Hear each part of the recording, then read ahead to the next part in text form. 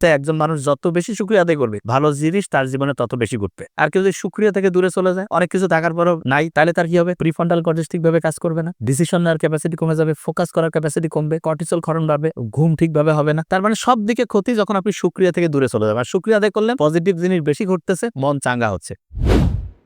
আসসালামু আলাইকুম। সূরা ফাতিহার প্রথম যে আয়াতটা আছে, এই আয়াতের মধ্যে আল্লাহ একটা মানুষের সফল হওয়ার জন্য যা কিছু দরকার সব আল্লাহ দিয়ে দিয়েছে।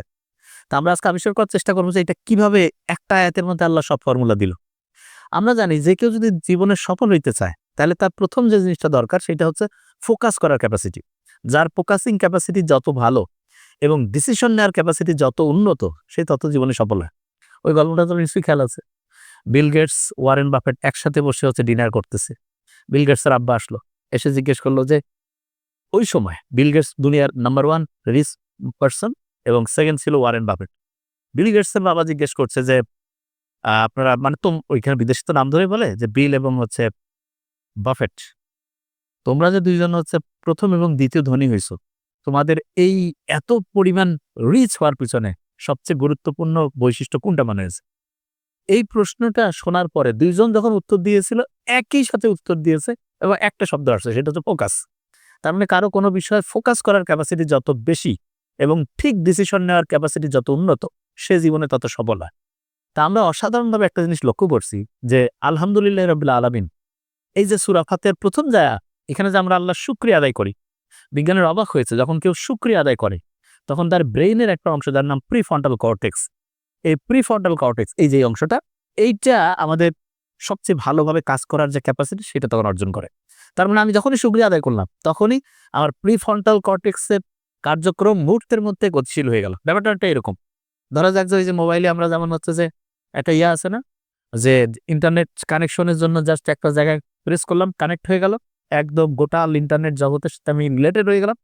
শুকরিয়া যখন আমি মন থেকে আদায় করলাম, সাথে সাথে আমার প্রিফ্রন্টাল কর্টেক্স এইটা একদম ওইরকম ইন্টারনেটের মতো একেবারে আমার সর্বোচ্চ লেভেলের কার্যক্রম এটাতে হচ্ছে অ্যাক্টিভ হয়ে গেল। এবং এতে করে আমার কি হলো? ডিসিশন নেওয়ার ক্যাপাসিটি ভালো হইলো, একটা জায়গায় ফোকাস করার যে ক্যাপাসিটি সেটা বাড়লো। শুধু তাই না, আমরা একটা জিনিস লক্ষ্য করছি যে একটা লোক যখন কেউ টেনশনের মধ্যে থাকে, তখন দেখা যায় যে তার ডিসিশন ক্যাপাসিটি মানে একটা ঠিকভাবে একটা হচ্ছে সিদ্ধান্ত নেওয়ার ক্যাপাসিটি অনেক কমে যায়। তা কেউ যখন শুকরিয়া আদায় করে, তখন আমাদের এই যে টেনশন বাড়ার জন্য একটা জিনিস ব্রেইনে কাজ করে, সেটা হচ্ছে অ্যামিগডালা। তার মানে অ্যামিগডালার যে অ্যাক্টিভিটি এটা যদি অনেক বেড়ে যায়, তখন দেখা যায় যে মানে এটা ধরা যাক যে ভোল্টেজ যেমন একটা হচ্ছে যে ওইটাকে এক্সাম্পলটা এভাবে দিলে বুঝবেন।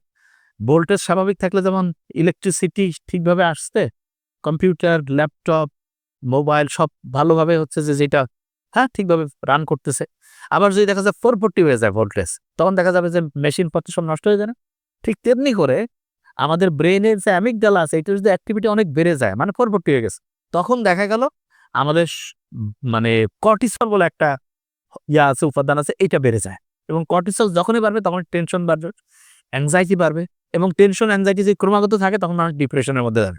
এবং আমরা জানি যে কেউ যদি ডিপ্রেশনের মধ্যে যায়, তখন সেই লোকটা কিন্তু ঠিকভাবে মন দিয়ে কাজ করতে পারে না। তখন তার কি হয়ে যায়? আস্তে আস্তে উন্নতি থেকে সব অবনতির দিকে যায়। এখন আমি বলি যে কেউ যদি হচ্ছে যে মানে ডিপ্রেশন, অ্যাংজাইটি, টেনশন এইটা থেকে বাঁচতে চায়, তো একটা ফর্মুলা আমাদের আছে, সেটা কি? যে আমাদের শরীরের যে নার্ভগুলো আছে এগুলো যখন খুব এক্সাইটেড হয়ে যায়, তখন দেখা যায় যে আমাদের হচ্ছে যে ওই যে ওইটাকে বলে যে টেনশন বেড়ে যায়, অ্যাংজাইটি আসে, এবং টেনশন অ্যাংজাইটি যদি ক্রমাগত কয়েক সপ্তাহ চলতে থাকে তখন একটা লোক ডিপ্রেশনের মধ্যে জমবে। তো এইটাকে কন্ট্রোল করার জন্য আল্লাহ একটা চাবি আমাদের হাতে দিয়েছে, যেটাকে আমরা বলি মাস্টার কি। তার মানে এইটা দিয়ে সব অ্যাংজাইটি, সব টেনশন, সব ডিপ্রেশন আমরা কন্ট্রোল করতে পারি। সেটা কি? Phrenic nerve. এই নার্ভটা যদি আমরা শান্ত করতে পারি, তাহলে আস্তে আস্তে সে লক্ষ লক্ষ কোটি কোটি নার্ভকে শান্ত করবে। তাই এই নার্ভটার কোথায় চাবি? চাবি হচ্ছে আমাদের শ্বাস প্রশ্বাসের মধ্যে। দেখেন, একটা লোক বেঁচে থাকা মানে তার শ্বাস প্রশ্বাস আছে, এবং আল্লাহ শ্বাস প্রশ্বাস আছে মানে তার ফ্রেনিক নার্ভের সাথে কানেকশন আছে। দেখেন আল্লাহ কিরকম করে, কখনো ভুলে যায় নাই। ওই যে আছে না, আল্লাহ সাহারাতে রগের চাইতে কাছে, তার মানে এমন একটা সিস্টেম আল্লাহ করে দিয়েছে, আপনি যখনই বুক ভরে শ্বাস নিলেন, ছাড়লেন, আপনার ফ্রেনিক নার্ভ শান্ত হইল, এবং ও যখন শান্ত হইল সে তখন লক্ষ লক্ষ কোটি কোটি নার্ভকে শান্ত করে ফেললো। এবং তখন দেখা গেল কি আপনার সিম্প্যাথেটিক সিস্টেম, যেটার কারণে ওই যে অ্যামিগডালা যে আছে না, সেটা খুব 440 হয়েছিল, সেটাকে সিম্প্যাথেটিক সিস্টেমটা কমায় যাবে। প্যারাসিম্প্যাথেটিক যেটা হচ্ছে কি হবে, আস্তে আস্তে মানুষের নার্ভগুলোকে শান্ত করে ঠান্ডা করবে এবং বুক ধড়কড় কমে যাবে, মুখের মধ্যে লালাক্ষরণ ঠিকভাবে হবে, ঘুমের যে সিস্টেমটা যেটা ঠিকভাবে কাজ করবে। তাহলে এই যে সিস্টেমটা যেটা আমরা বলছি বুক ভরে শ্বাস নিলে চাললে হয়, এইটা শুকরিয়া আদায় করলে হয়। বিজ্ঞানের অবাক হয়েছে। কেন শুকরিয়া যখন আদায় করবেন তখন অ্যামিগডালা যে আছে তার ওভার অ্যাক্টিভিটি যেটা সেটা কমে যাবে, কর্টিসল ক্ষরণ কমে যাবে, টেনশন, অ্যাংজাইটি, ডিপ্রেশন থেকে মানুষ মুক্ত হয়ে গেল। এবং আপনি দেখবেন যে একটা লোক যখন শুকরিয়া আদায় করে তখন তার মানে ব্রেইনের একটা অংশ আছে যেটার নাম হচ্ছে ভেন্ট্রাল স্ট্র্যাম। এটা কি করে? এইটা মূলত আমরা যে ছবিগুলো একটু দেখি তাহলে বুঝতে পারবো। ভেন্ট্রাল স্ট্র্যামের এই ছবিটা সম্ভবত এই জায়গায় রয়েছে, এই যে এটা, এই অংশটা। এটা মূলত করে কি, আমরা যখন শুকরিয়া আদায় করছি, শুকরিয়া আদায় করলে আমরা জীবনে ভালো কিছু ঘটবে এই চিন্তা আমাদের মনের মধ্যে চলে আসে।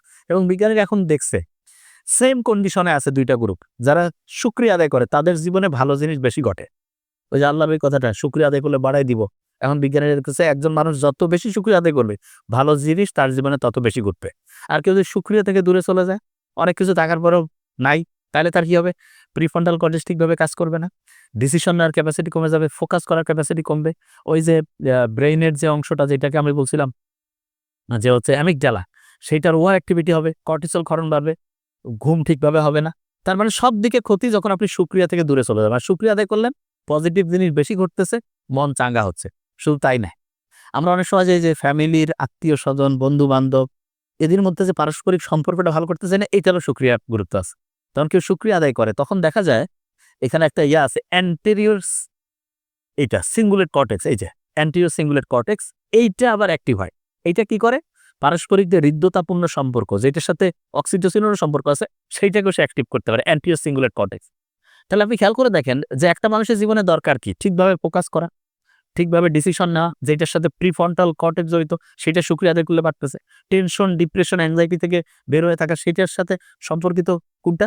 যে হচ্ছে আমাদের ব্রেইনের, ওটাকে যেটা বলে যে টেনশন থেকে যে আমি মুক্ত থাকতে চাই, তাহলে আমার হচ্ছে ব্রেইনের যে জিনিসটা সেটা হচ্ছে যে মিডস আর কি বলে, দেখছো এখনই আমার নাম আজবাদে, যে অ্যামিগডালা, অ্যামিগডালা যেটা আছে সেইটার যাতে কার্যক্রমটা হচ্ছে যে ওভার অ্যাক্টিভ না হয়, ওইটা কি হচ্ছে কন্ট্রোল রাখা।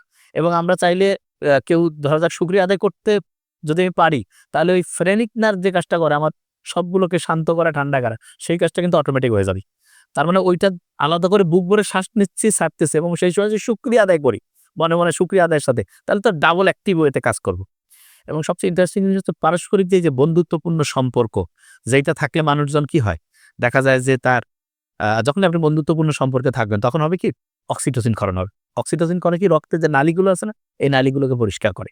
এবং রক্তের নালী যদি পরিষ্কার থাকে তখন আপনার হার্ট ঠিকভাবে কাজ করবে, শরীরের মধ্যে রোগ প্রতিরোধ ক্ষমতা যেটা সেটা বাড়বে, এবং আলটিমেটলি আপনি সুস্থ সবল হইতে সর্বোচ্চ ব্রেইনের অ্যাক্টিভিটিকে কাজে লাগিয়ে কাজ করতে পারবেন। এবং দেখেন আমাদের যে প্রিফ্রন্টাল কর্টেক্স যেটা ডিসিশন নেওয়ার ক্যাপাসিটির সাথে সম্পর্কিত, এইটা পুরোপুরি মানে ফুললি ডেভেলপ হইতে 25 বছর সময় লাগে, 25 বছর। এবং 25 বছরের সাথে একটা মজার জিনিস কিন্তু আমাদের বাংলাদেশে আছে, যেমন মানুষের কেউ যদি মেম্বার অফ পার্লামেন্ট এমপিতে দাঁড়াইতে চায় তাহলে তার 25 বছর ওয়াইল। এই 25 বছর হওয়া, এটা একটা সায়েন্টিফিক্যালি এটা কিন্তু একটা ইন্টারেস্টিং জিনিস, যে একজন এমপিতে দাঁড়াইলে তার তো ফোকাস করার ক্যাপাসিটি ভালো থাকা উচিত, তার ডিসিশন নেওয়ার ক্যাপাসিটি ভালো থাকা উচিত, এবং সেটার সাথে সম্পর্কিত প্রিফ্রন্টাল কর্টেক্স সেটার পূর্ণ ডেভেলপমেন্ট 25-এর আগে হয় না। এই জন্য 25 হইলে এমপিতে দাঁড়ানোর নিয়মটা ভালো, সায়েন্টিফিক্যালি প্রুভড। আরেকটা জিনিস, 25 বছর মোহাম্মদ সাল্লাল্লাহু আলাইহি ওয়াসাল্লাম বিয়ে করছে, তার মানে 25 বছর এই সময় যেহেতু আমাদের প্রিফ্রন্টাল কর্টেক্স ঠিকভাবে ডেভেলপ হয়, এরপরে আমাদের হচ্ছে যে কোনো ডিসিশন নেওয়ার ক্যাপাসিটিটা ভালো। এবং ইন্টারেস্টিং জিনিস, ইমোশনাল যে এই যে কন্ট্রোলটা, এইটাও কিন্তু প্রিফ্রন্টাল কর্টেক্সের উপরে এইটার সাথে হচ্ছে নির্ভরশীল। এই জন্য দেখবেন যে অল্প বয়সে টিনেজ ছেলে মেয়ে ইমোশনালি অনেক ভুল করে, কেন? কারণ তার প্রিফ্রন্টাল কর্টেক্স কিন্তু ঠিকভাবে ডেভেলপ না। এই জন্য অভিভাবক যারা আছে তাদেরও এটা মাথায় নিতে হবে যে আমার ছেলে মেয়ে যতক্ষণ পর্যন্ত টিনেজে আছে, 25-এর আগে, বেশ করে 13 থেকে 19-20, এই বয়সটা আমাদের সর্বোচ্চ পরিমাণ ফোকাস বাচ্চা কাচ্চার উপর দিতে হবে। কারণ ওই সময় তাদের প্রিফ্রন্টাল কর্টেক্স ডেভেলপমেন্ট হয় নাই, পূর্ণতা না পাওয়ার কারণে সে ইমোশনালি হচ্ছে ঠিকভাবে কানেক্টেড না, ইমোশনালি ডিসওরিয়েন্টেড, এবং সে ভুল করতে পারে।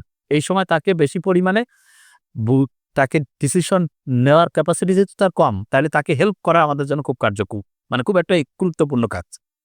আর 25 যখন হবে তখন দেখবেন যে আপনার এই লং টার্ম চিন্তা করা, তারপরে ইমোশনাল যে মানে হচ্ছে যে ডিসিশনগুলো, এগুলো ইনশাআল্লাহ ভালোভাবে সে নিতে পারবে। তাহলে আমরা যে জিনিসটা বুঝতে পারি, এই যে আল্লাহর শুকরিয়া যখন কেউ আদায় করে, তখন তার ডিসিশন নেওয়া, ফোকাস করা, টেনশন থেকে মুক্ত থাকা, অ্যাংজাইটি, ডিপ্রেশন কমে যাওয়া, হার্ট ভালো থাকতেছে, বন্ধুত্বপূর্ণ সম্পর্ক হচ্ছে, এই সবগুলোই তো একটা মানুষের সফল হওয়ার জন্য যথেষ্ট।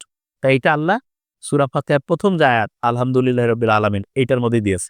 তাহলে যদি জীবনে সফল হইতে চাই, যে অবস্থায় আছে শুকরিয়া আদায় করব এবং আল্লাহর উপর ভরসা রেখে সর্বোচ্চ পরিশ্রম। Thank you so much. আসসালামু আলাইকুম।